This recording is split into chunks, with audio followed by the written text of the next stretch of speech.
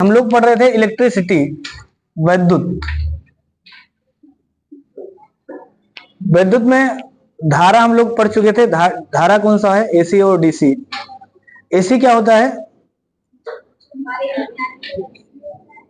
हाँ, जो हमारे घर में आते हैं वो एसी होता है, लेकिन ये बताने का मतलब ये नहीं पूछे हैं हम ना, हमने उसका नेचर पूछा है। हाँ, और हाँ, जो एसी होता है, जो एसी होता है उसमें समय के साथ साथ धारा का मान बदलता रहता है, जबकि जो डीसी होता है उसमें समय के साथ धारा का मान नहीं बदलता है। सही ना? मेन अंतर यही है, बाकी तो इसके गुण है। वो अंदर है ना कि जो एसी का मतलब एसी इसलिए है कि उसमें समय के साथ साथ धारा का मान बदलता है, उसको बोलते हैं एसी। जिसमें समय के साथ धारा का मान ना बदले उसमें डीसी है। एग्जाम में आएगा, जो एसी होगा उसमें समय के साथ यानी धारा का मान और दिशा का मान दोनों बदलते रहेंगे, जबकि जो डीसी होगा उसमें समय के साथ साथ धारा का मान बिल्कुल कांस्टेंट होगा। धारा भी कांस्टेंट होगा और दिशा भी कांस्टेंट होगा, दोनों नहीं बदलता। जो डीसी है उसको हम लोग स्टोर कर सकते हैं, जबकि एसी को स्टोर नहीं कर सकते। एसी की आवृत्ति पूरे भारत में 50 हर्ट्ज है, डीसी की आवृत्ति कहीं भी नहीं होता है, क्योंकि आवृत्ति का मतलब होता है एक चक्कर में लगाए गए, एक सेकंड में लगाए गए चक्करों की संख्या। तो घूमता ही नहीं है तो आवृत्ति नहीं होगा उसका। कल हम लोग प्रतिरोध पढ़े थे, तो प्रतिरोध किस पर निर्भर करता है? लंबाई पर और मोटाई पर। लंबाई बढ़ाने से प्रतिरोध का मान बढ़ता है, मोटाई बढ़ाने से प्रतिरोध का मान घटता है। हम लोग बात कर रहे थे लोड का, तो लोड हमने बताया था, लोड कितने प्रकार के होते हैं? 3 प्रकार के। कनेक्शन बता दिए थे ना, कनेक्शन। कनेक्शन कितने होते थे? संयोजन। तो संयोजन हमने बताया था 2 प्रकार के होता है, एक सीरीज होता है और एक पैरेलल होता है। हिंदी में सीरीज को बोलते हैं श्रेणी क्रम संयोजन, श्रेणी क्रम संयोजन, और दूसरा आपका होता है समांतर क्रम संयोजन। समांतर क्रम।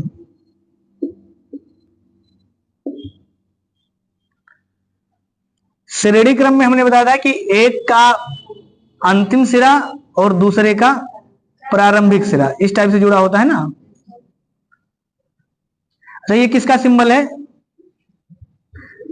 हाँ, नहीं, श्रेणी क्रम ये सिंबल किसका है जो हमने ये बनाया है इस टाइप से? ये प्रतिरोध का सिंबल है, सही ना? यानी ये जो सिंबल है ये आर का सिंबल है, प्रतिरोध का है। अगर इसी को अगर हम ऐसे बनाए होते तो इसका मतलब फिर ये कैपेसिटर का सिंबल था, संधारित्र का। और इसी को अगर हम कुंडली बना दिए होते, ऐसे जोड़े होते, तो फिर ये प्रेरकत्व का सिंबल है, ये से लिखते हैं।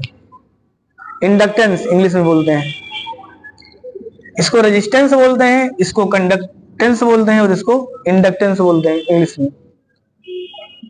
तो ये कौन सा क्रम है? ये श्रेणी क्रम है।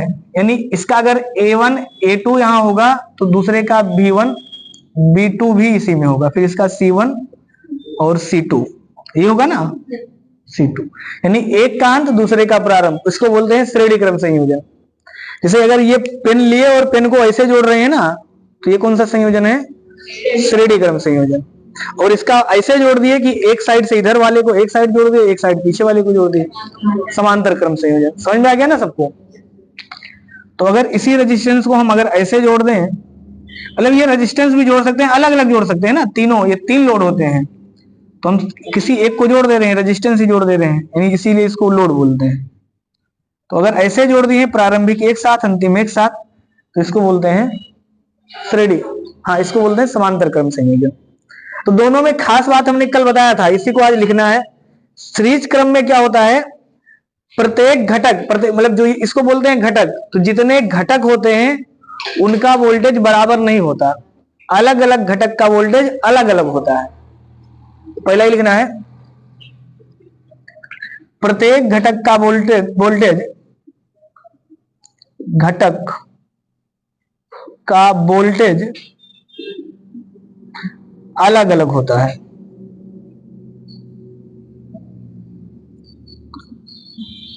यानी अगर ये R1, R2, R3 अगर ये अलग अलग होंगे तो वोल्टेज भी अलग अलग आएगा। यानी इसका वोल्टेज अगर इसको आप वोल्ट मीटर लगा के यहां से यहां तक का नापेंगे तो V1 अलग आएगा, और यहां से यहां तक का वोल्टेज V2 अलग आएगा, और V3 अलग आएगा। यानी तीनों का वोल्टेज अलग अलग आएगा।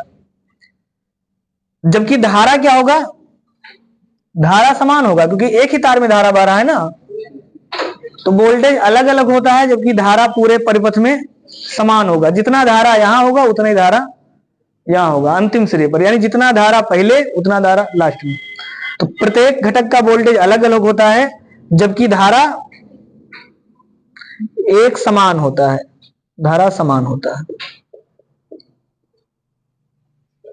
इसी का उल्टा यहां लिखेंगे, इसमें वोल्टेज बराबर होगा। इस पूरे में आप कहीं भी वोल्ट मीटर लगा देंगे तो पूरा वोल्ट मीटर एक ही वोल्ट बताएगा, जितना वोल्टेज यहां उतना यहां उतना यहां। तो इसमें क्या बताएंगे कि प्रत्येक घटक के जो अक्रॉस होता है वोल्टेज समान होता है, यानी प्रत्येक घटक को जो मिलने वाला वोल्टेज होगा वो समान होगा। प्रत्येक घटक को मिलने वाला वोल्टेज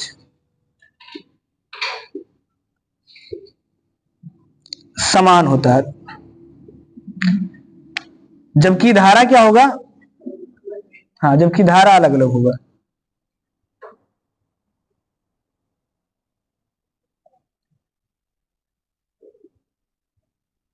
धारा अलग अलग होगा। सबका रेजिस्टेंस अगर अलग अलग है तो धारा अलग अलग रहेगा, समान होगा तो समान रहेगा।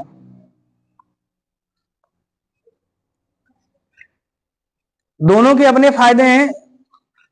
इसमें क्या करेंगे, इसको कहां लगाते हैं, इनका कहां देखते हैं, इनका उपयोग कहां करते हैं, इनका जो उपयोग करते हैं वो झालर में करते हैं, झालर लाइट में, यानी तार कम लगता है। और कहां करते हैं, सीरीज में। और क्या जोड़ा जाता है, जितने घर आपके घर के स्विच जोड़े जाते हैं, स्विच या फ्यूज, फ्यूज लगा होता है ना, जो जिसको पहले पथरा लगा रहता था, एमसीवी, वो किस सीरीज में जोड़े जाते हैं, सीरीज में। एग्जाम में आता है फ्यूज किस सीरीज में होना चाहिए, तो फ्यूज हमेशा श्रेणी क्रम से होना चाहिए। तो झालर में जोड़ा जाता है। और घरों का फ्यूज, घरों का फ्यूज, तो अब फ्यूज तो जल्दी नहीं आते हैं, अब क्या आने लगे उसके स्थान पे,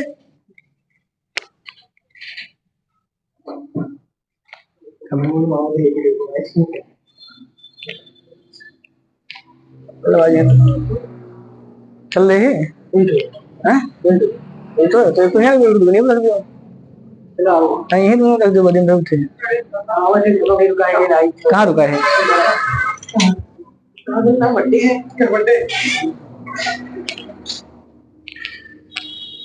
प्रत्येक घटक को मिलने वाला वोल्टेज समान और धारा अलग अलग होगा।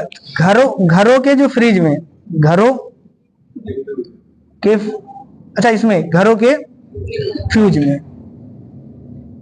फ्यूज जानते हैं ना सब। फ्यूज का मतलब होता है जो लाइट तेज आने पे कट जाता था, पहले पथरा लगा होता था, अब जनरली जिसका घर नया बन रहा है उसके स्थान पे एमसीबी लगा है, सही ना। तो जो फ्यूज होते हैं, क्योंकि वो फ्यूज का काम है सीधे सीधे पथरा, तो पथरे वाले को हम लोग फ्यूज बोलते थे, ऐसे रहता था, इसमें तार ऐसे जोड़ देते थे। तो ये तार क्या करता था, सीधे तार आता है, इधर तार निकल गया तो रास्ते से ये तार ब्रेक करता है। तो सीरीज में होगा तभी तो धारा ब्रेक कर पाएगा ना, अगर पैरेलल में होगा तो एक जल भी जाएगा तो दूसरे रास्ते चला जाएगा।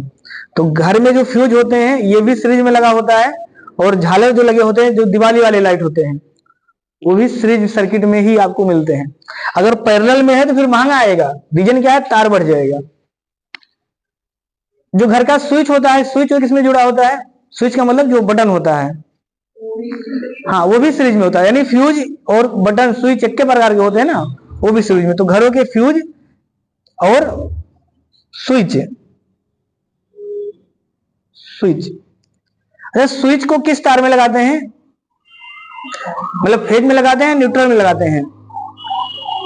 जो घर का फ्यूज स्विच होता है जिसको बटन लगाते हैं वो फेज में लगाया जाता है, न्यूट्रल में, फेज में लगाया जाता है। हाँ तो इसको आप लिख लेना, इससे संबंधित तो नहीं है, इन क्योंकि कुछ बातें बीच बीच में याद आती है, उसको आप लिख लेना नोट करके। जो फ्यूज होता है, जो स्विच होता है, ये किस में लगाया जाता है? फेज में। तो स्विच और ये फ्यूज दोनों लगाए जाते हैं फेज में। समझ में आ गया ना? फ्यूज भी और स्विच भी हमेशा फेज तार में, हिंदी में फेज तार को क्या बोलते हैं? सजीव तार। पता चला इंग्लिश में वहां नहीं लिखा है, आप हिंदी से कर रहे थे और आपको दिखा है सजीव तार, तो आप सोचे सजीव तार कहां से आ गया? सजीव निर्जीव तो पढ़ाई नहीं थे गुरु थे। सजीव का मतलब फेज तार, और उदासीन या न्यूट्रल का मतलब न्यूट्रल तार। समझ में आ गया ना? तो फेज को हिंदी में सजीव बोलते हैं। तो फ्यूज और स्विच जो लगाए जाते हैं वो हमेशा फेज वायर में या सजीव तार में लगाए जाते हैं, ये चीज ध्यान रखना। इसका उदाहरण कहां देखने को मिलता है?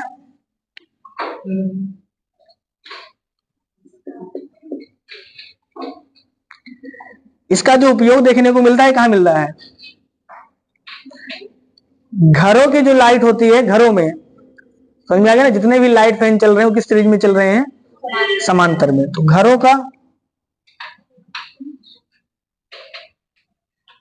घरों का सर्किट या संयोजन,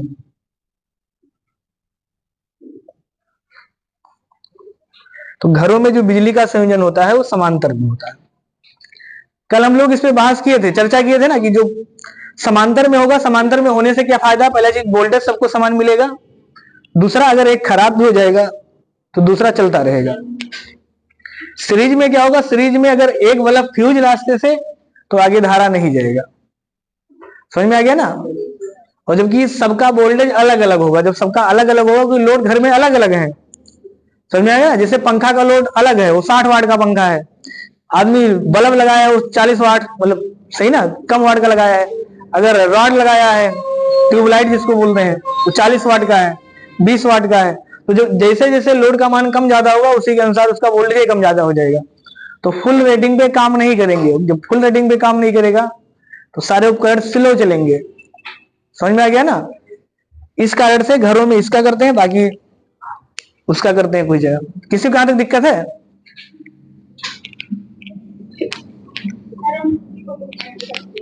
क्या हुआ?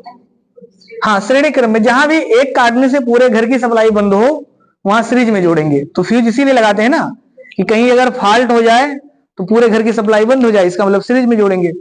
समांतर में वहां जोड़ेंगे कि एक बल्ब बंद हो जाए, दूसरा ना बंद हो, तो उसको बोलेंगे समांतर में।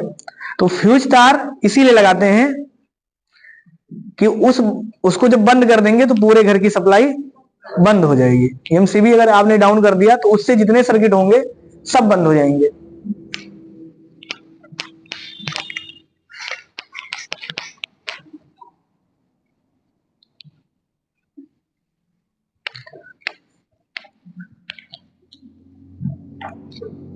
लोड कितने प्रकार के थे? 3 प्रकार के। तो बारी बारी से एक एक को हम लोग पढ़ेंगे। पहला लिखना, प्रतिरोध का संयोजन, यानी रेजिस्टेंस का संयोजन।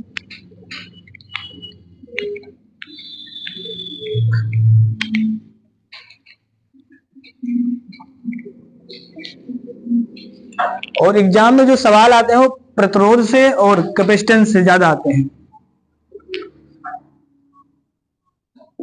प्रतिरोध का संयोजन। तो प्रतिरोध का संयोजन किस प्रकार से कर सकते हैं? 2 प्रकार से। ठीक है, संयोजन मेन रूप से 2 होता है, लेकिन तीसरा संयोजन हो सकता है दोनों को जोड़ मिक्स कर दिया जाए। समझ में आ गया ना भाई? ऐसा भी तो सर्किट हो सकता है जिसमें कुछ सीरीज में हो, कुछ समांतर में हो। जैसे हमारे घर का ही सप्लाई है, तो फ्यूज को सीरीज में जोड़ा गया, बाकी सर्किट समांतर में जुड़े हैं। तो लेकिन मेन रूप से 2 ही कहेंगे, वो तो मिक्स है। कॉन्सेप्ट के आधार पर 2, एक सीरीज एक समांतर, पैरेलल। हाँ, तो पहला लिखेंगे श्रेणी क्रम संयोजन।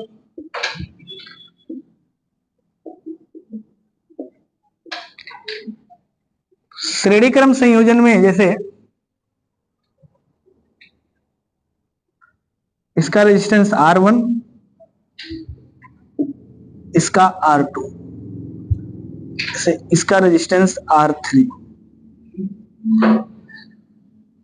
R3 होगा।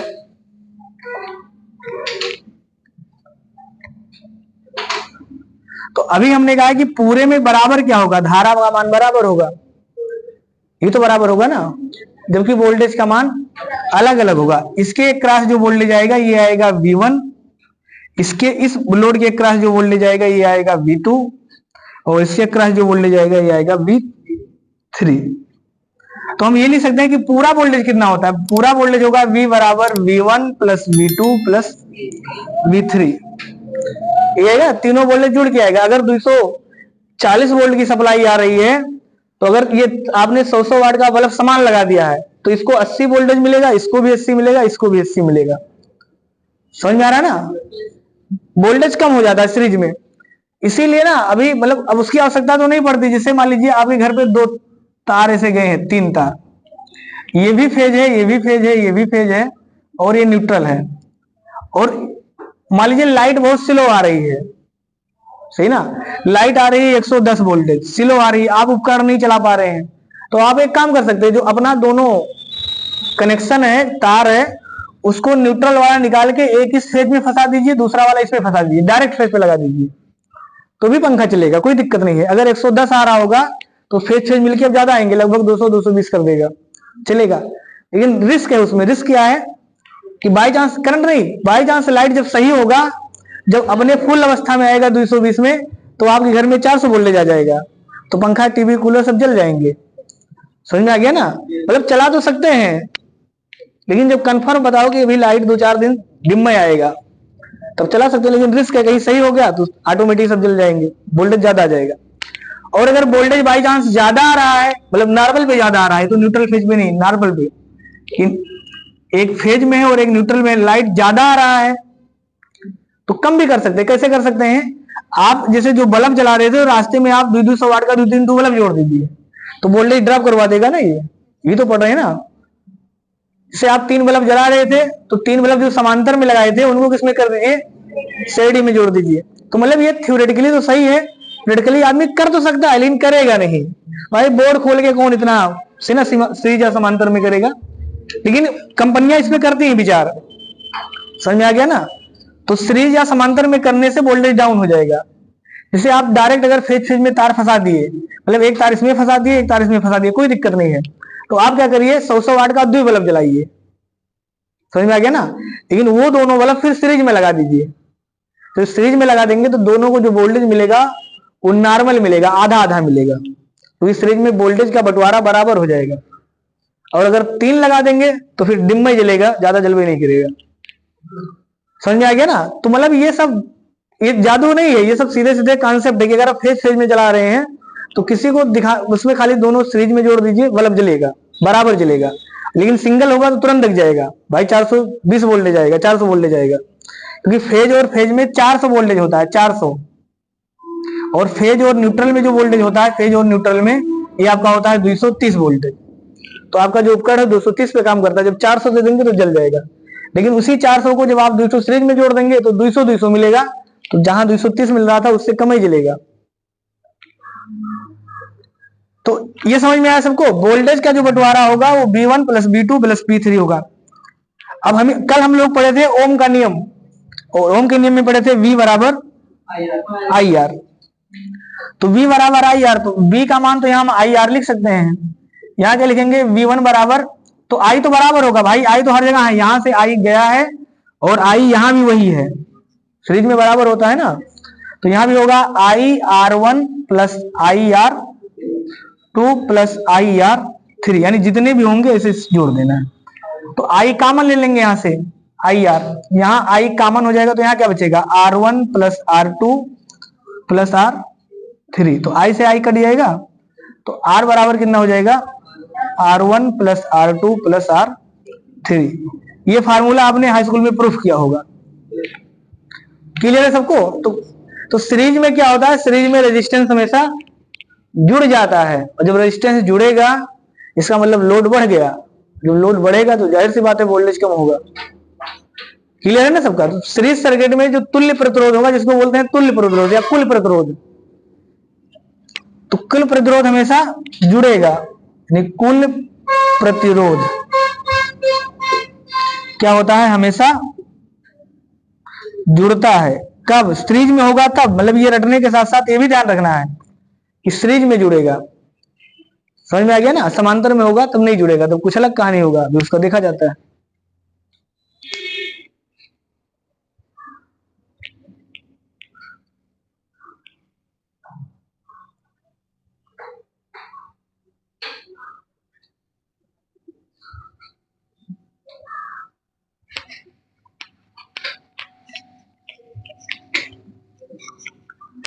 किसी को दिक्कत है श्रेणी क्रम संयोजन में? दूसरा लिखिए आप सभी लोग, समांतर क्रम संयोजन, प्रतिरोध का समांतर क्रम संयोजन।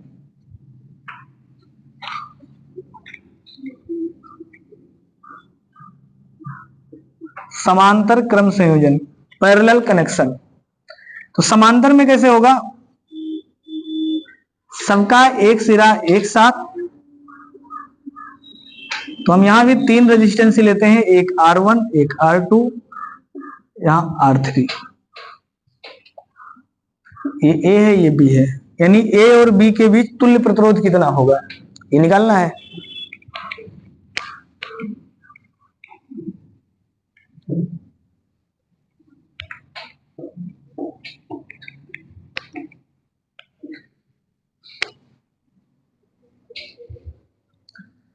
अभी हम लोगों ने पढ़ा है कि जब समांतर में जुड़ेगा तो धारा का मान अलग अलग होगा, वोल्टेज का मान समान होगा। तो हम यहां लिख सकते हैं कि इसमें धारा कितना जाएगा, इसमें धारा I1 जाएगा, इसमें धारा I2 जाएगा, इसमें धारा I3 जाएगा। यहां से कितना धारा जाएगा I, और यहां कितना निकलेगा I, यानी जितना जाएगा निकलेगा उतना ही, लेकिन रास्ते में 3 रास्ते में बट के जाएगा। फिर समझ में आ गया ना? बिजली बिल्कुल ईमानदार है, आदमी मेहमान हो सकते हैं ना, ये बिल्कुल ईमानदार, जितना धारा देगा उतना यहां से निकलेगा, लेकिन रास्ता 3 मिल गया तो तीनों लोग बांट लेंगे, लेकिन फिर इकट्ठा हो गया उतना ही जाएगा। से मान लीजिए, मानने के लिए अगर यहाँ से 10 एम्पियर गया होगा तो यहाँ भी 10 एम्पियर ही धारा होगा, लेकिन यहाँ रास्ते में कम ज्यादा होगा, किसी में ज्यादा किसी में कम किसी में कम। जिसका प्रतिरोध ज्यादा होगा उसमें धारा कम होगा, जिसका प्रतिरोध कम होगा उसमें धारा ज्यादा होगा। तो हम लिख सकते हैं कि I बराबर कितना होगा, I बराबर I1 plus I2 plus I3, यानी जो ये I का मान होगा ये इन तीनों के योग के बराबर होगा। तो फिर से वही लगाएंगे ओम का नियम। ओम का नियम का था V बराबर IR, तो यहां से I बराबर कितना हो जाएगा, I बराबर हो जाएगा V बाई R। तो लिख देंगे V by R1 sorry V by R बराबर V by R1 plus V by R2 plus V by R3, क्योंकि वोल्टेज बराबर होगा इसलिए इसमें R1 V1 V1 नहीं लिखना है ना, समांतर में वोल्टेज बराबर होता है। तो यहां से V कॉमन ले लेंगे, तो V अगर आप कॉमन ले लेंगे तो V बाई R बराबर V कॉमन हो जाएगा, कितना बचेगा 1 by R1 plus 1 by R2 plus 1 by R3। V से V कट जाएगा तो 1 बटा R बराबर 1 बटा R1 प्लस 1 बटा R2 प्लस 1 बटा R3, है ना, ऐसे रहे।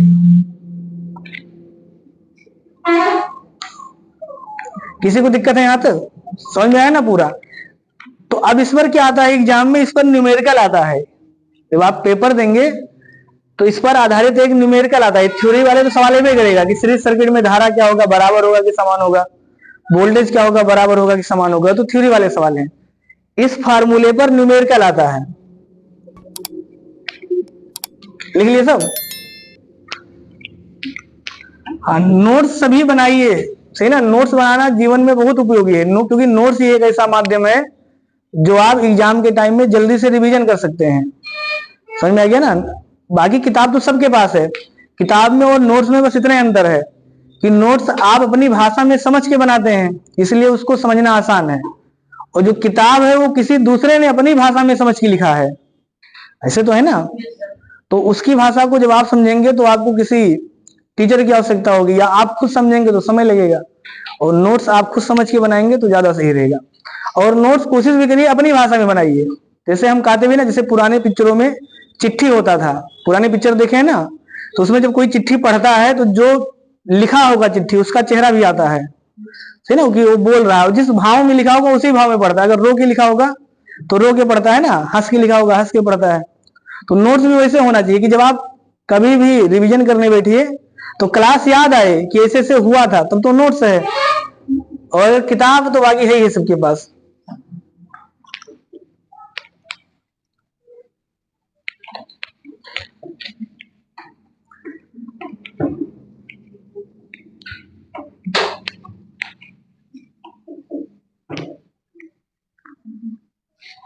इसका न्यूमेरिकल लगाएंगे हम लोग। अब क्वेश्चन है, ए और बी, ए और बी के बीच तुल्य प्रतिरोध क्या होगा?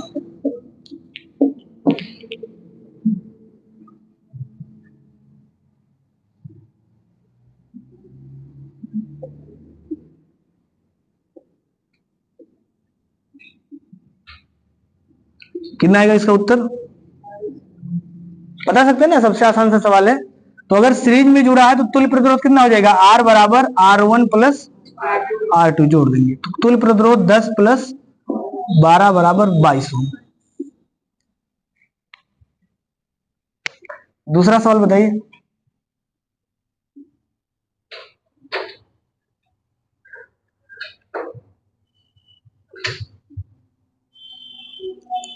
दस ओम का है और ये भी 10 ओम का है। यहाँ ए है, यहाँ बी है। बताइए इसमें कितना आएगा?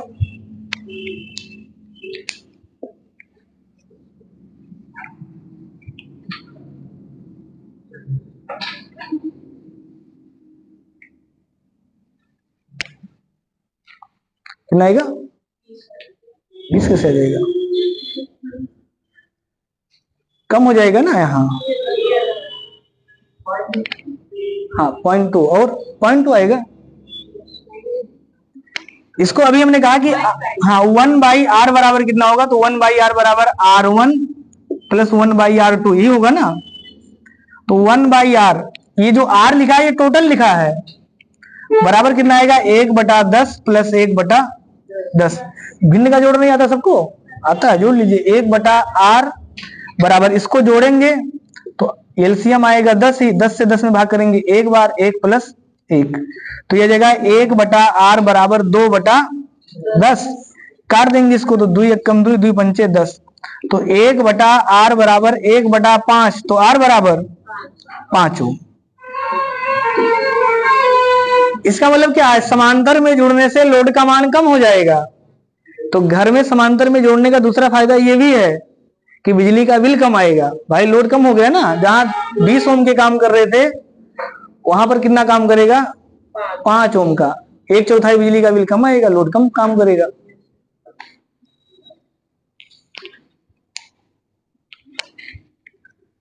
क्योंकि इतना डीप, मतलब ये सब अभी, क्योंकि आपके एग्जाम में नहीं आता बिजली का बिल कम आएगा, लेकिन जो हम लोग मतलब पढ़े हैं ना, तो हम लोगों को ये डीपली पढ़ाया जाता है, इन सबका प्रभाव पड़ता है।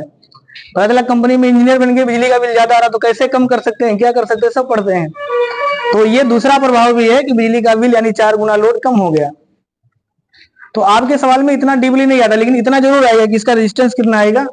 4 ओम, हाँ सॉरी 5 ओम। दूसरा बताइए। अगला क्वेश्चन हम लिख रहे हैं।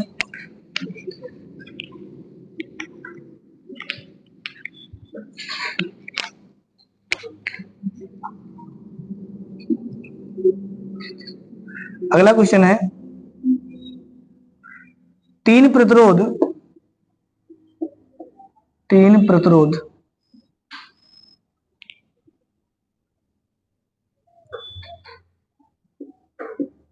जिनका मान समान रूप से 30 ओम है, यदि इनको समांतर क्रम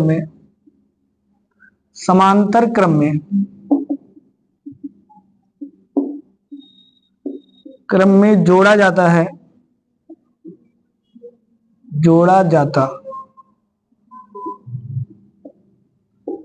तो तुल्य प्रतिरोध कितना होगा?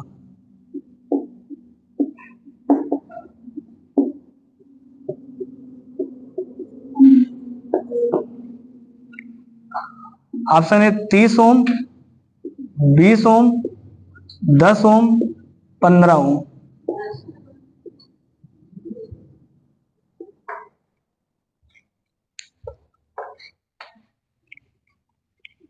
लगा लेंगे ना सभी लोग। समांतर क्रम में जोड़ा गया है तो समांतर, हाँ 10 ओम सही है। समांतर क्रम का मतलब अभी सीरीज बनाए थे समांतर क्रम वाला,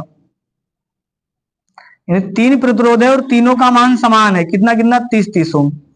30 ये भी है, 30 ये भी है और 30 ये भी है, यही है ना।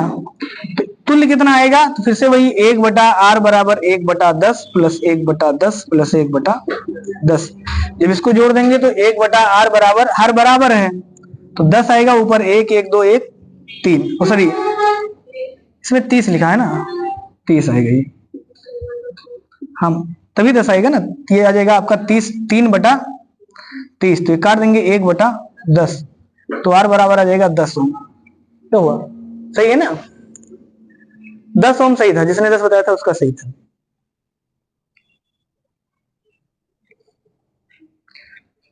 आ गया सबका? अब देखिए एक चीज यहां से क्या निष्कर्ष निकला है कि अगर प्रतिरोध समान है और समांतर क्रम में जुड़े हैं तो ये शॉर्टकट फार्मूला बन गया कि सीधे सीधे आप इसी 3 में 30 में 3 से भाग कर देंगे, 10 आ जाएगा। लेकिन ये शॉर्टकट तभी काम करेगा जब तीनों समान होंगे। समझ में आ गया ना? जैसे इसी को हम लिख देते कि 30 ओम के 5 प्रतिरोध है समांतर में जुड़े हैं, तो आप उसी 30 में 5 से भाग कर देंगे, 6 ओम आ जाएगा। यानी जो ये कैलकुलेशन करते हैं ये एग्जाम में बिना लगाए भी हो सकता है, लेकिन ये तभी नहीं लगाना पड़ेगा जब ये समान होगा।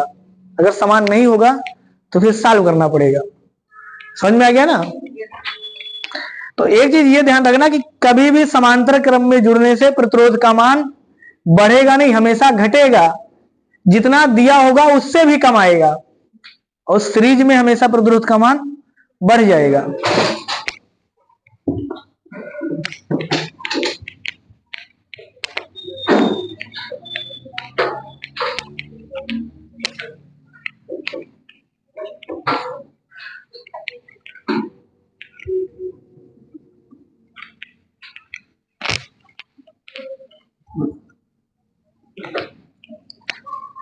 एक दूसरा बताइए।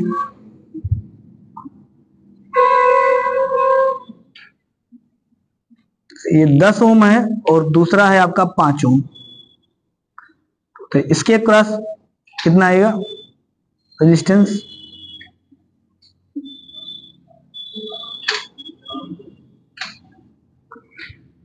दस ओम और 5 ओम के दो प्रतिरोध समांतर में जुड़े हैं तो कुल कितना प्रतिरोध होगा?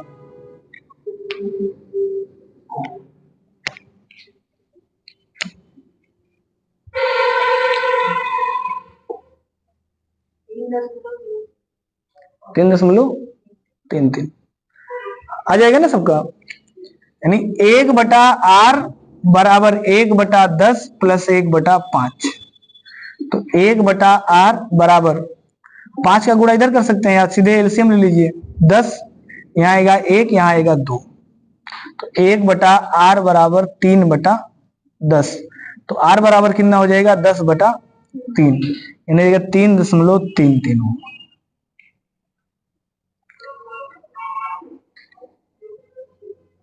कोई दिक्कत हो बताइए यहां तक?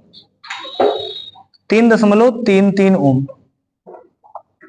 देखिए जो सबसे छोटा मान रहेगा ना, इससे भी हमेशा उत्तर कम आएगा। ये मतलब जब आप लगाएंगे तो आपको हैबिट बन जाएगा। तो जो भी मान लीजिए जिसको बोलते हैं एग्जाम में तुक्का लगाना, जैसे अगर ऑप्शन लिखा होता तो इतना ध्यान रखना कि जितने भी रेजिस्टेंस होंगे उसमें जो सबसे छोटा मान होगा उससे भी हमेशा मान कम आएगा। जैसे हम ये कह दें कि एक 2 ओम का रेजिस्टेंस है, एक 3 का है, एक 10 का है, एक 12 का है और एक 15 ओम की, ये सभी रेजिस्टेंस है और समांतर में जुड़े हैं। तो बताइए तुल्य प्रतिरोध कितना आएगा? जो उत्तर आएगा वो हमेशा 2 से छोटा आएगा। समझ में आ गया ना? तो जितने ऑप्शन 2 या 2 से बड़े लिखे होंगे वो सब गलत हैं। जब इसको आप सॉल्व करेंगे तो 2 से हमेशा उत्तर छोटा आ जाएगा।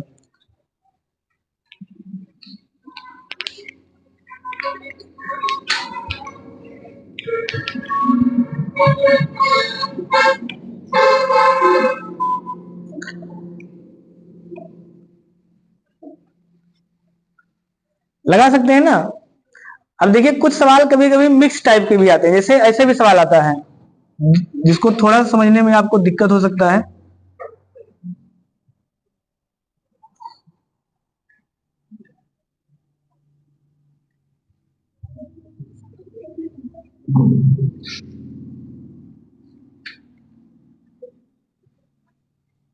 ये 10 ओम का, ये भी है 10 ओम का, और ये है 20 ओम का।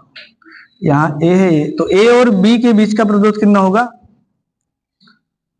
ए और बी के बीच तुल्य प्रतिरोध होगा, बताइए कितना आएगा? 10 ओम।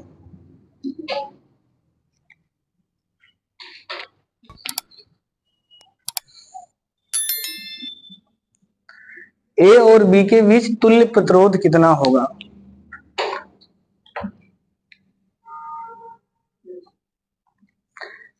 तो सबसे पहले इसमें देखिए ये दोनों तार किसमें जुड़े हैं? श्रेणी क्रम में। भाई तिरछा बल से गया लेकिन ऐसे सीधे तो है ना, यानी तार को केवल मोड़ दिया गया है। तो अगर ये मोड़ दिया गया है तो ये दोनों सीरीज में हो, सीरीज में प्रतिरोध कितना होता है? जुड़ता है। सीरीज में प्रतिरोध जुड़ता है ना, तो 10 और 10 कितने हो जाएंगे? 20। यानी इसको हम ऐसे बना सकते थे सीधे सीधे, इन दोनों को अगर आप जोड़ देंगे तो ये ऐसे बन गया। एक तो सीधा ये आपका नीचे लगा ही है 20 ओम का, और दूसरा ये भी कितना आ गया? 20 ओम। ये तो आ गया ना, ये भी 20 ओम। यानी इन दोनों को जोड़ देंगे 20 आ जाएगा। तो 20 और 20 समांतर में जुड़ा है, और जब समांतर में जोड़ेंगे तो फिर से 1/r बराबर 1/r1 प्लस 1/r2। तो इसको जब आप सॉल्व करेंगे तो कितना आ जाएगा? 10 ओम। ये है ना फाइनल उत्तर 10 ओम आएगा। आपको नहीं समझ में आया? ये जैसे तार है ना, घर का तार है, तो घर का तार हम चाहे इसे सीधा लेके जाए, चाहे इस तार को इसे टेढ़ा कर दें। तो यहाँ ये तार ऐसे टेढ़ा हो गया है, बाकी तार तो सीधा है ना, यानी इसको हम चाहते तो ऐसे सीधा जोड़ सकते थे, ऐसे ऐसे, ये तो जुड़ा है ना। तो ये 10 ओम का है और ये भी 10 ओम का है। तो अभी हमने पहला सवाल ही लिखा था कि एक 10 ओम का और एक दूसरा भी 10-10 ओम का है, तो कुल कितना आएगा? तो कुल 20 ओम आएगा। तो इन दोनों को जब आप जोड़ देंगे तो ये सीधा जुड़ा है, तो 20 ओम ये है और ये भी 20 ओम है, और लेकिन ये दोनों समांतर में जुड़े हैं।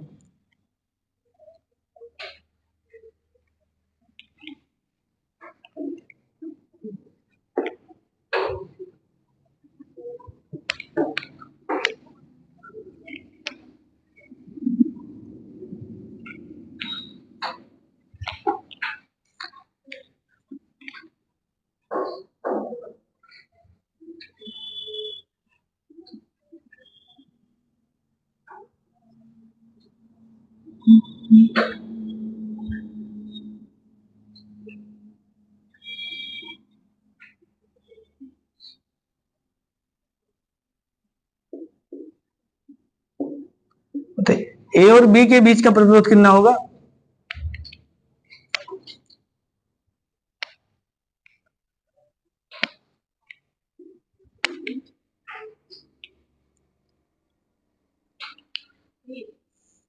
और बताइए कोई।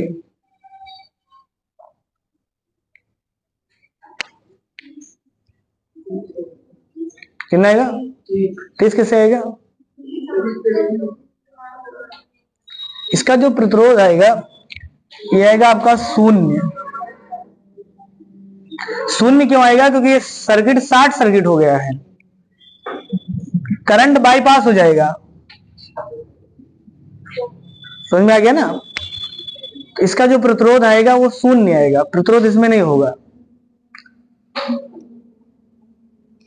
जो ये तार जुड़ा, जैसे अगर ये तार हम ना जोड़े होते, बात समझना, ये ना जोड़े होते तो कितना आता? तो इस रेजिस्टेंस का प्रभाव नहीं पड़ेगा, फिर केवल इसका आएगा, फिर 15 ओम काम करेगा। कहने का मतलब लोड तो लगाया गया लेकिन बाईपास कर दिया गया। समझ में आ गया ना? यानी करंट, अभी कल हम लोग सामने ही तो पढ़ रहे ना कि लोड, जो करंट होगा हमेशा लो रास्ता खोजेगा, तो इसमें हम रेजिस्टेंस ही नहीं है, तो करंट ऐसे घूम जाएगा ना, तो रेजिस्टेंस कितना आएगा? रेजिस्टेंस सही भी नहीं करेगा। समझ में आ रहा है? इसका अगर यहां कुछ लगा होगा, जैसे यहां अगर लगा होगा चाहे 2 ओम लगा हो, तो फिर इसका उत्तर बदलेगा। लेकिन अगर उससे नहीं जाएगा, ये बाईपास हो गया, ये मतलब इसमें रेजिस्टेंस नहीं लगा है, इसका मतलब ये शॉर्ट कर गया तार। समझ में आ गया ना? जब तार शॉर्ट सर्किट हो जाएगा तो बाईपास हो जाता है, करंट फिर लोड से नहीं पाता है। इसीलिए घर में कहीं भी सप्लाई देखिए जब शॉर्ट कर जाता है तो सारे सिस्टम बंद हो जाते हैं। फिर समझ में आ गया ना? करंट हाई रहता है, एमसीबी गिर जाता है, फ्यूज गल जाता है। इसका मतलब करंट था लेकिन तेज था, इतना ज्यादा था क्योंकि जब जहां शॉर्ट होता है वहां करंट बहुत तेज रहता है, अनंत रहता है। ओपन सर्किट में करंट कितना होता है? शून्य। खुला परिपथ में करंट नहीं पाता, कल ही तो बताए थे। और क्योंकि शॉर्ट सर्किट में करंट का मान अनंत होता है, इसीलिए जैसे ही कहीं फॉल्ट होता है तुरंत एमसीबी गिरता है। अगर फ्यूज लगा होगा, फ्यूज तुरंत पिघल जाता है, आपके घर का नहीं पिघलेगा, ट्रांसफार्मर से उड़ जाएगा। ऐसे ना, ट्रांसफार्मर भी मोटा जुड़ा होगा तो पावर हाउस से लाइट कर जाता है। इसका मतलब शॉर्ट सर्किट होने पे करंट का मान बाईपास हो जाएगा। तो ये जो सर्किट बना था ये एक प्रकार से आपको केवल गलत करने के लिए लिखा रहा था कि आप कितना डीपली पढ़े हैं। समझ में आ गया ना? तो कभी कभी ऐसे भी एग्जाम में जब रेलवे का पेपर देंगे तो रेलवे डीपली थोड़ा सा पूछता है सवाल कि आप केवल रट के आए हैं कि पढ़ के आए हैं। तो कभी कभी चित्र ऐसे बना देगा और किसी एक को बाईपास कर देगा ऐसे, सही ना? यहां लिख देगा 10 ओम, यहां भी लिख देगा 10 ओम, तो इसका जो रेजिस्टेंस आएगा ये कितना आएगा? तो खाली यही वाला आएगा, ये बाईपास हो गया है। कहने का मतलब लोड तो लगा था लेकिन ये आपने दूसरा तार जोड़ दिया, सही ना? शहर में नहीं गई गाड़ी, बार बार निकल गई।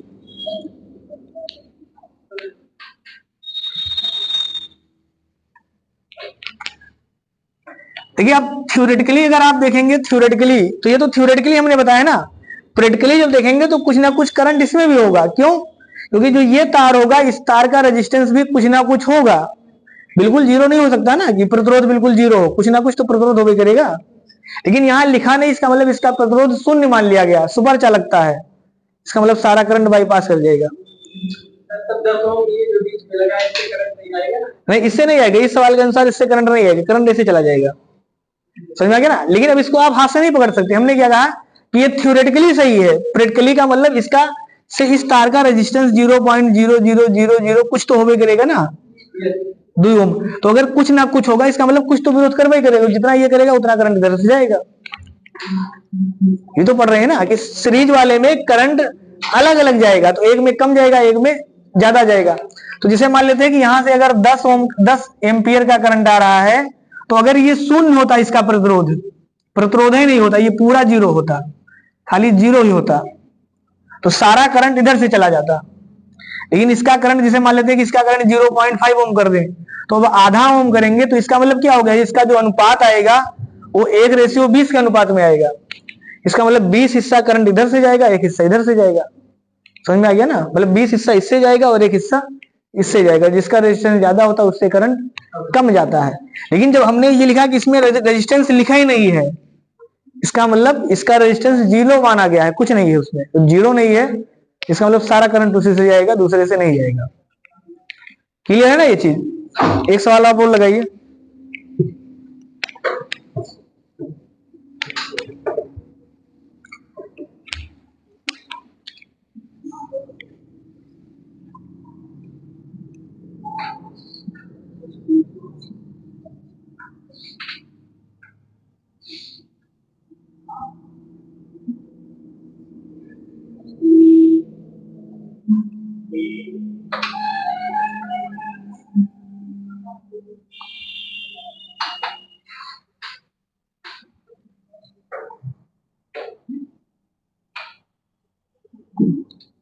सिंपल सा सवाल बताइए, 10 ओम 10 ओम 10 ओम और 10 ओम, बताइए इसका रेजिस्टेंस कितना आएगा?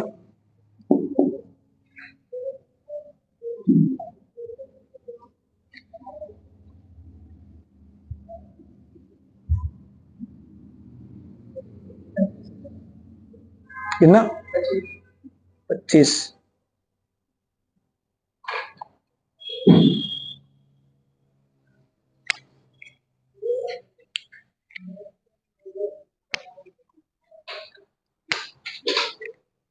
निकाल लेंगे ना सब। ये दो किसमें जुड़े हैं?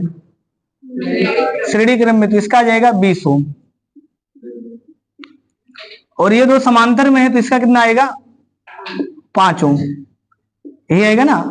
फिर से ये 20 ओम और 5 ओम किसमें है? श्रेणी क्रम में, तो फिर से श्रेणी में जुड़ जाएगा 20 ओम प्लस 5 ओम बराबर 25 ओम। बताइए किसी को यहां तक दिक्कत है? लग जाएगा सबका सवाल? चलिए अब आगे हम लोग कल पढ़ेंगे